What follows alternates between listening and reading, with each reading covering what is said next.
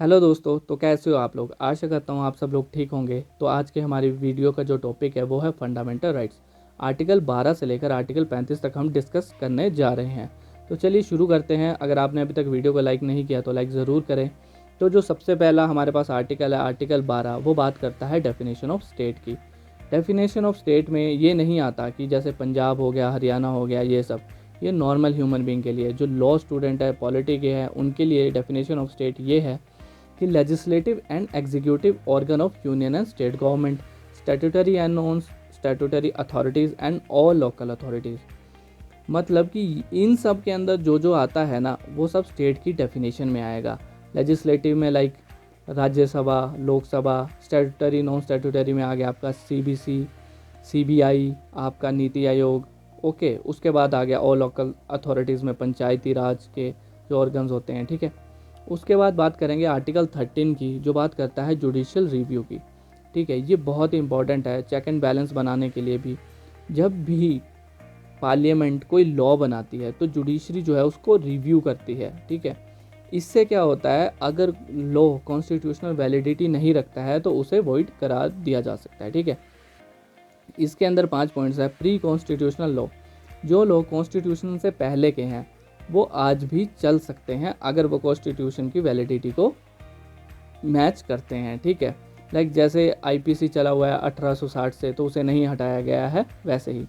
उसके बाद बात करते हैं डॉक्ट्रिन ऑफ सर्वेबिलिटी। इस केस में क्या होता है, मान लीजिए पार्लियामेंट ने एक लॉ बनाया, उसका एक जो पार्ट है ना वो कॉन्स्टिट्यूशन की वैलिडिटी को मीट नहीं कर रहा, बाकी तो ठीक है, तो उस एक पार्ट को हटा दिया जाएगा। ठीक है, इसके बाद आता है डॉक्ट्रिन ऑफ इक्लिप्स। इस केस में पूरा का पूरा लॉ ही वॉइड हो जाता है, लेकिन ऐसा नहीं है कि वो डेड हो गया, उसे वापस ला नहीं सकते, उसमें मॉडिफिकेशन करके उसे वापस लाया जा सकता है। ठीक है, उसके बाद बात करते हैं डॉक्ट्रिन ऑफ वेवर की। इस केस में ये होता है कि आदमी के पास राइट तो है बट वो खुद ही उसका गिव अप करता है। लाइक जैसे जज है, तो वो अपने इंटरेस्ट वाले किसी केस में खुद जज नहीं बनना चाहता तो वो नहीं बनेगा। ठीक है, उसके बाद आ गया doctrine of lifting the well. ये कॉरपोरेट सेक्टर के लिए होता है।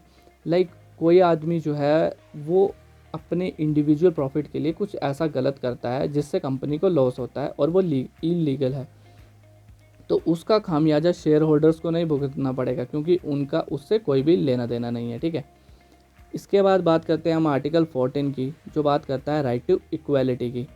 तो सीधी सी बात है, लॉ की नज़र में हर कोई इक्वल है, इक्वली ट्रीट होगा, इक्वली प्रोटेक्ट होगा और इक्वली ही मैनर में उसे ट्रीट किया जाएगा, या उसे बोल सकते हैं कि एक ही मैनर में उसके साथ व्यवहार किया जाएगा। ठीक है, लेकिन कुछ एक एक्सेप्शंस हमेशा रहती हैं, जैसे ये है कि president and governor, parliament privilege, foreign ambassador and UN representative.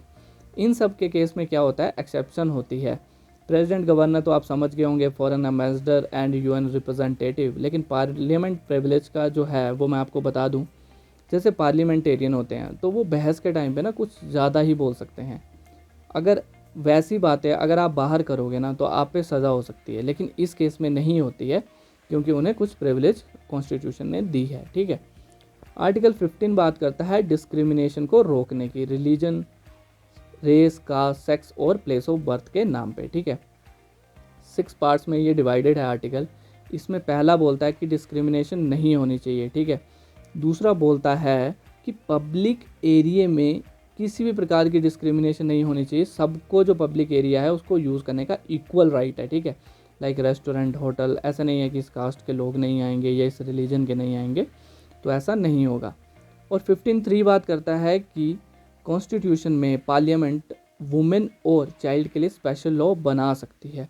तो इसका मतलब ये नहीं है कि मेल बोलेंगे कि हमारे साथ डिस्क्रिमिनेशन हो रहा है। ठीक है, उसके बाद बारी आती है 15(4) की, यहाँ पे 14(4) है, उसे देख लेना। ठीक है, इस केस में क्या होता है कि जो socially and educationally backward sector है, ठीक है, उनके लिए जो है स्पेशल लॉ बनाए जाते हैं। इसमें SC/STs भी आते हैं।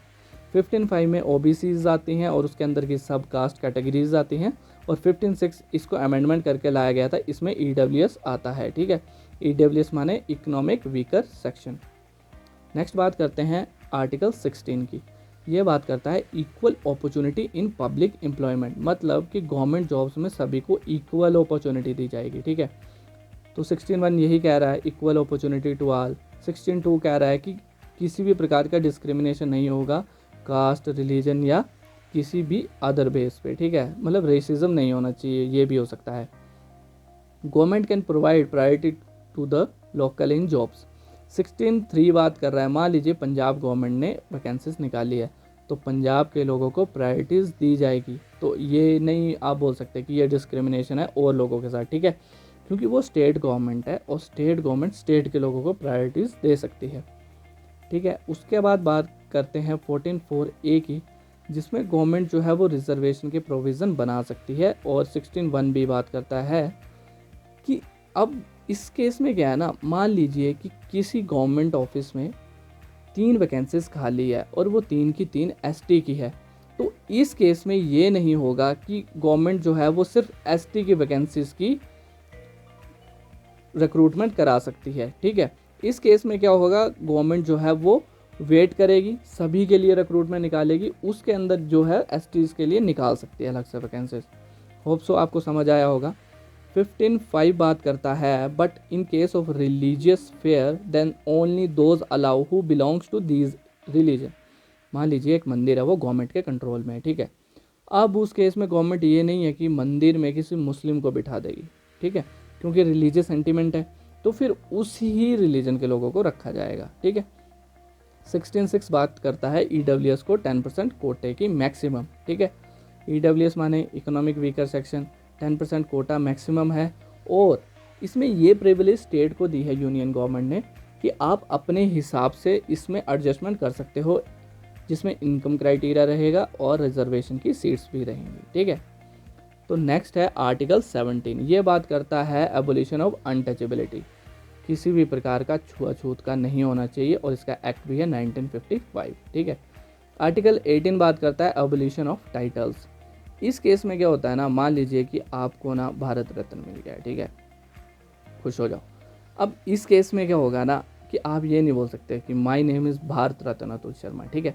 आप जो है टाइटल अपने या नाम के आगे ऑफिशियली नहीं लगा सकते, बेशक फेसबुक पे लगा लो, लेकिन ऑफिशियली नहीं लगा सकते। ये सिर्फ आर्मी और एजुकेशन सेक्टर के लोगों को ही अलाउ है। जैसे पीएचडी करते हैं तो नाम के आगे डॉक्टर लग जाता है, ठीक है। अगर मान लीजिए फॉरेन कंट्री में कहीं पे मान लीजिए आपको कोई ऐसा अवार्ड मिला है जिसमें आपको टाइटल मिला हुआ है, तो वो भी आप इंडिया में यूज़ नहीं कर सकते, ठीक है। नेक्स्ट बात करते हैं आर्टिकल 19 की। बहुत ही ज़्यादा यूज़ होने वाला आर्टिकल है ये हमारी लाइफ में, क्योंकि सोशल मीडिया का ज़माना है, फ्रीडम ऑफ स्पीच सबको चाहिए, ठीक है। इसके अंदर रिस्ट्रिक्शंस भी काफ़ी है। कहते हैं ना, the great power comes with great responsibility. अब जितनी ज़्यादा आपको बड़ा राइट मिलेगा उतनी ज़्यादा उसमें रिस्ट्रिक्शंस भी मिलेंगी, क्योंकि रिस्पॉन्सिबिलिटी बढ़ जाती है, ठीक है। अब इस केस में क्या है, पहला बोलता है 19(1) का ए कि आपको फ्रीडम ऑफ स्पीच का अधिकार है, ठीक है। To assemble peacefully without weapon है, ठीक है। नेक्स्ट है कि आप कोई भी एसोसिएशन यूनियन बना सकते हैं, ओके। उसके बाद बात करता है कि आप इंडिया में कहीं भी फ्रीली मूव कर सकते हैं, और उसके बाद कहते हैं कि आप इंडिया में कहीं भी घर बना सकते हैं, लेकिन अपनी ज़मीन हो, खरीदो, पैसा लगाओ, ये नहीं कि स्टेट प्रोवाइड करवाएगी, ठीक है। और नेक्स्ट बात करता है कि आप ऑक्यूपेशन कहीं भी ले सकते हैं कंट्री में, ठीक है। अब इसमें यह है कि आप मान लीजिए कि आपके एरिया में जॉब नहीं है, आप हरियाणा में गए, आपने जॉब के लिए अप्लाई किया है, ठीक है, आप वहाँ पर जॉब ले सकते हैं। अब इसमें 19, 2, 3, 4, 5 एंड 6 ये लगाता है restriction. Like freedom of speech पे क्या रिस्ट्रिक्शन है, या फ्रीडम ऑफ स्पीच का मतलब ये नहीं कि आप डिफेमेशन कर दोगे, नेशनल इंटरेस्ट के खिलाफ बोल दोगे, या कोई पब्लिकेशन कर दोगे जो इनवैलिड हो, ठीक है, पहला। दूसरा बात करता है असेंबल पीसफुली का, जो 19(3) को रिस्ट्रिक्ट करता है कि कंट्री की सॉवरेनिटी, इंटीग्रिटी और पब्लिक ऑर्डर हर्ट नहीं होना चाहिए, ठीक है। इसके बाद बात करता है आर्टिकल 19(4), ये रिस्ट्रिक्ट कर रहा है move freely all over the India. इस केस में क्या है, जो ऊपर वाला है ना, सॉवरेनिटी, इंटीग्रिटी, इन सबको देखना होता है, ठीक है, और जनरल पब्लिक इंटरेस्ट को भी, ठीक है। इसके बाद जो नेक्स्ट है कि आप इंडिया में कहीं भी रेजिडेंस बना सकते हैं, तो लोगों का जनरल इंटरेस्ट देखना पड़ता है, और एसटी के राइट्स भी। मान लीजिए कि आपका मन किया कि आप अंडमान निकोबार में जाकर रहें, ठीक है, और वहाँ के जो एसटीज़ हैं, ट्राइब्स हैं, वो आपको वहाँ पे नहीं रखना चाहते, तो फिर आप नहीं वहाँ पे ले सकते, क्योंकि उनका कुछ वहाँ के फंडामेंटल राइट्स हैं, ठीक है। बाकी जनरल इंटरेस्ट भी होता है, लाइक आपकी कोई ऐसी इमेज है जो वहाँ के लोगों के लिए सही ना हो, आपने कभी कुछ ऐसा कर दिया हो, ठीक है, लाइफ में कभी ऐसा करना मत, बट स्टिल। इसके बाद जो 19(1) का एफ है वो 19(6) रिस्ट्रिक्ट करता है, ये बोलता है कि पहले तो जनरल इंटरेस्ट देखो। वही मैंने कहा कि जनरल इंटरेस्ट देखा जाएगा। मान लीजिए कि आप किसी ऐसे एरिया में हो जो बहुत ही ज़्यादा, ट्राइब्स को ही ले लो कि मान लीजिए कि ट्राइब्स जो है वो हिरन को भगवान मानते हैं, और आपने क्या किया, वहाँ पे हिरन का मांस बेचना शुरू कर दिया, तो आपको पता है आपके साथ क्या होगा, ठीक है। दूसरी चीज़, वैलिड क्वालिफिकेशन होनी चाहिए ऑक्यूपेशन के लिए। आप ये नहीं बोल सकते कि अब जो है मुझे बना दो डीसी, मेरी होगी डिग्री, पेपर निकालना पड़ेगा, ठीक है। बोलने का मतलब क्या है, वैलिड क्वालिफिकेशन, एलिजिबिलिटी, ये सब होना चाहिए। आर्टिकल 20 बात करता है protection with respect to conviction for offences. इस केस में क्या है ना, जो बंदा पकड़ा गया है उसको राइट्स मिले हुए हैं। अब क्यों मिले हुए हैं, क्योंकि उसके साथ भी उतना ही गलत होना चाहिए ना जितना उसने किया है, उससे ज़्यादा नहीं। तो पहला केस ये बोलता है रेट्रोस्पेक्टिव क्रिमिनल लेजिस्लेशन।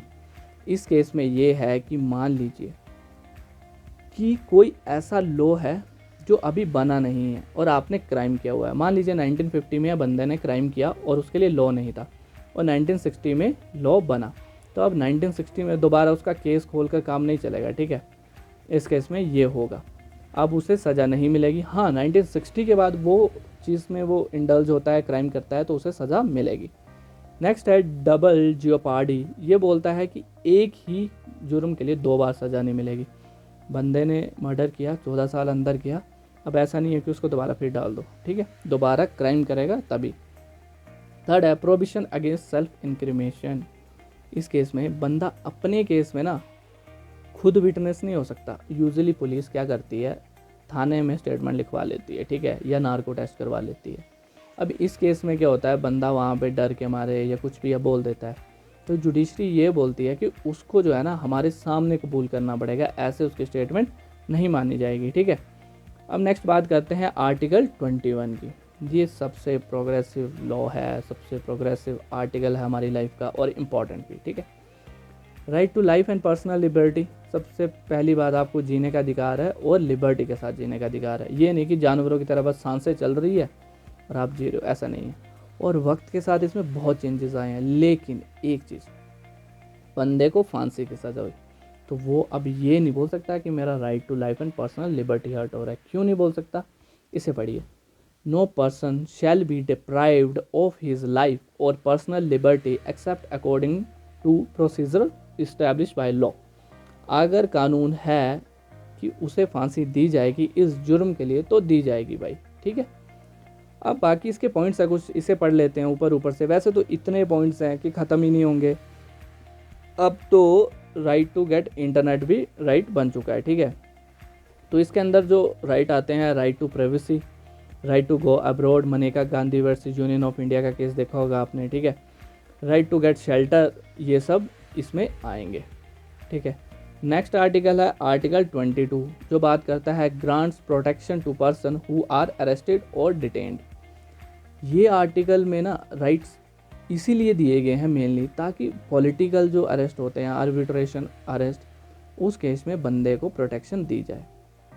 पहली चीज़, इस केस में ये बोला गया है कि कोई भी बंदा जो पकड़ा जाएगा ना, उसे सबसे पहले बताया जाएगा कि उसे क्यों अरेस्ट किया जा रहा है। आपने मूवीज़ में भी देखा होगा, जब पुलिस वाला अरेस्ट करने लगता है तो बताता है कि तुम्हें इस ग्राउंड पे अरेस्ट किया जा रहा है, ठीक है। और ऐसा है कि ये सिटीज़न और नॉन सिटीज़न दोनों के लिए एप्लीकेबल है, ठीक है। और दूसरी चीज़, अरेस्ट करते ही 24 घंटे के अंदर जज के सामने पेश करना है भाई, अदरवाइज छोड़ना पड़ेगा, ठीक है।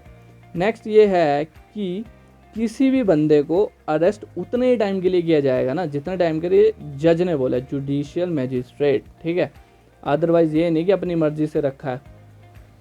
Article 23 provision of traffic in human being and forced labour. ऊपर ही समझ लो, छोटा सा आर्टिकल है। लोगों को खरीदा या बेचा नहीं जा सकता, एक चीज़, और फोर्स्ड लेबर नहीं कराई जा सकती, ठीक है। खरीदा या बेचा तो समझ आ गया होगा। फोर्स लेबर में मान लीजिए बैगिंग बिजनेस होता है, ठीक है, ज़बरदस्ती बंदे के हाथ पांव काट के लगा देते हैं, या फिर उसको ना 12 घंटे 15 घंटे काम में लगाया हुआ है। अब आर्मी पुलिस का केस मत ले लेना, ठीक है। आर्मी के लिए, पुलिस के लिए, आर्म्ड फोर्सेस के लिए अलग से लॉ होते हैं।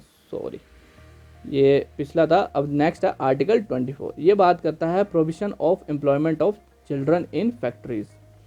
चाइल्ड लेबर नहीं कर सकते, सीधी सी बात है। मिनिमम एज 14 ईयर है, ठीक है। हजार्डियस इंडस्ट्रीज और फैक्ट्रीज एंड माइंस में वो काम नहीं कर सकता, ठीक है। अगर करेगा तो जो उसे एम्प्लॉयमेंट में रखेगा उसे सज़ा दी जाएगी, लेकिन नॉन हजार्डियस में वो काम कर सकता है। अब आप बोलोगे कि उधर भी काम क्यों ही करने देना। अब मान लीजिए किसी के पेरेंट्स नहीं है या काफ़ी गरीब है, तो फिर इकोनॉमिक हेल्प तो ज़रूरी है ना। तो अगर वो कंट्रीब्यूट कर रहा है अपनी उसके लिए तो इतना तो करना पड़ेगा, अदरवाइज़ उसकी राइट टू लाइफ हर्ट हो जाएगी, ठीक है। तो 1986 के एक्ट में प्रोहिबिट किया गया हुआ है 13 ऑक्यूपेशन एंड 57 प्रोसेसेस में। नेक्स्ट बात करते हैं आर्टिकल 25 की। ये बात करता है freedom of concise and free profession, practice and propagation of religion. Article 25 से लेकर 28 तक रिलीजियस चीज़ों का जिक्र है, ठीक है। ध्यान रखना, दिमाग में रखना ये बात कि इन आर्टिकल्स में फ्रीडम से ज़्यादा रिस्ट्रिक्शंस है। और ऐसा क्यों है? क्योंकि आपको पता है कंट्री डाइवर्स है, बड़ी है, तो इश्यूज़ भी वैसे ही होते हैं, आपके सामने ही है। तो सबसे पहला जो रिस्ट्रिक्शन है वो ये कहता है कि आप प्रैक्टिस करो, लेकिन पब्लिक ऑर्डर, हेल्थ और मोरालिटी हर्ट नहीं होनी चाहिए, ठीक है। दूसरी चीज़ बात करता है कि अगर आपकी practice financial, economic and political restriction लगाती है तो वो भी अलाउ नहीं होगा, ठीक है। थर्ड बात करता है कि अगर मान लीजिए हिंदूज़ जो है सोशल वेलफेयर और रिफॉर्म के लिए कोई इंस्टीट्यूशन खोलते हैं हर सेक्शन के लिए, तो वो अलाउ होगा, तब रोका नहीं जाएगा। किसी भी कास्ट या काइंड ऑफ को अगर डिस्क्रिमिनेट किया जाता है तो अलाउ नहीं होगा, ठीक है। फोर्थ बात करता है कि हिंदू जहाँ पे आ गया वहाँ पे Sikh, Jain, Buddhist automatic include हो जाएंगे, क्योंकि कॉन्स्टिट्यूशन ये मानता है कि ये सब हिंदू के सब रिलीजन है, ठीक है। और नेक्स्ट बात करता है कि सिख को प्रिविलेज मिली हुई है कृपान की। कृपान क्या होता है? It's a kind of a knife जो अपने साथ वो रखते हैं और इसे सिखिज्म में एसेंशियल प्रैक्टिस में माना जाता है, ठीक है। आर्टिकल 26 ये बात करता है कि आपके पास फ्रीडम है रिलीजियस अफेयर को मैनेज करने का, ठीक है। लाइक आप इंस्टीट्यूशन में मैनेजमेंट कर सकते हैं, कोई चैरिटेबल है या कुछ है तो उसमें काम कर सकते हैं, ठीक है।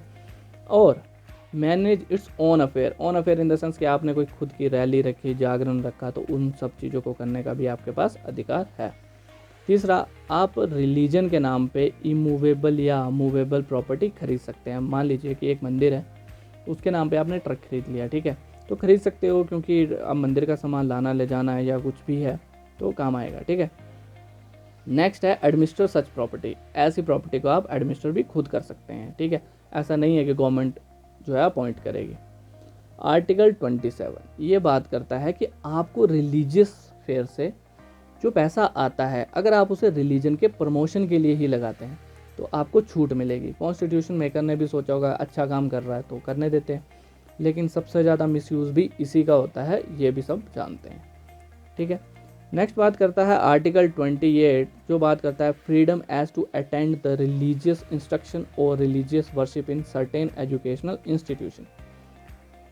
इसको ना समअप करके बताता हूँ कि जो इंस्टीट्यूशन है उनके अंदर हम रिलीजियस इंस्ट्रक्शन दे सकते हैं और कहाँ नहीं दे सकते हैं, वो रिस्ट्रिक्शन है वो बताता हूँ। गवर्नमेंट इंस्टीट्यूट है, रिलीजियस इंस्ट्रक्शन नहीं दे सकते हो, ठीक है। गवर्नमेंट ऑथराइज है लेकिन इस्टेब्लिश बाय रिलीजियस इंस्टीट्यूशन है तो आप दे सकते हो इंस्ट्रक्शन, ठीक है। उसके बाद बारी आती है कि गवर्नमेंट ऑथराइज है और पार्शियली फंडेड भी है, तो वहाँ पे भी आप दे सकते हो इंस्ट्रक्शन, लेकिन वो बाउंड टू परफॉर्म नहीं होंगी, ठीक है। बाउंडेशन नहीं है, परफॉर्म करना है तो करो, नहीं तो नहीं। इसके बाद बारी आती है आर्टिकल 29 की, जो प्रोटेक्शन देता है माइनॉरिटीज़ को। वो अपनी लैंग्वेज कल्चर को फॉलो कर सकते हैं और किसी भी प्रकार का एजुकेशन इंस्टीट्यूशन वो मेंटेन करते हैं विदाउट एनी डिस्क्रिमिनेशन, किसी भी रेस, रिलीजन, कास्ट, लैंग्वेज के बेस पे, तो उन्हें रोका नहीं जाएगा, ठीक है। आर्टिकल 30 वही बात करता है right to minority to establish and administer their educational institution. Minorities अपनी माइनॉरिटी को थोड़ा सा मेजोरिटी में लाने के लिए जो है इंस्टीट्यूशन बना सकती है और किसी भी प्रकार की एड लेती है एजुकेशनली, तो उनके साथ डिस्क्रिमिनेशन नहीं होगा। अगर वो मैनेज कर रहे हैं इंस्टीट्यूशन तो करने दिया जाए, कोई नहीं रोकेगा। आर्टिकल 31 ये जो है वो हो चुका है रिमूव। फिर भी मैं पढ़ा रहा हूँ क्योंकि आर्टिकल 12 से लेकर 35 तक है तो है। इस केस में क्या था कि कंट्री नई नई आज़ाद हुई, ठीक है। डेवलपमेंट के लिए जो था वो लैंड नहीं मिल रही थी, एनक्रोचमेंट मुश्किल हो रही थी, लोग कह रहे थे फंडामेंटल राइट है नहीं ले सकते। तो गवर्नमेंट ने क्या किया, 44th अमेंडमेंट की 1978 में, और इसे बना दिया लीगल राइट, ठीक है। और इसे डाल दिया आर्टिकल 300A में, ताकि इसे गवर्नमेंट जो है वो ले सके। अब लीगल राइट और फंडामेंटल राइट में क्या डिफरेंस है? फंडामेंटल राइट आपसे कोई नहीं छीन सकता, लेकिन लीगल राइट जो है वो गवर्नमेंट छीन सकती है, ठीक है। आर्टिकल 32 ये बात करता है कॉन्स्टिट्यूशनल रेमेडीज़ की। इसके अंदर ये है कि अगर किसी भी ह्यूमन बीइंग का, ऑर्गेनाइजेशन का, पर्सन का राइट जो है वो हर्ट होता है तो वो कोर्ट में जा सकते हैं, ठीक है।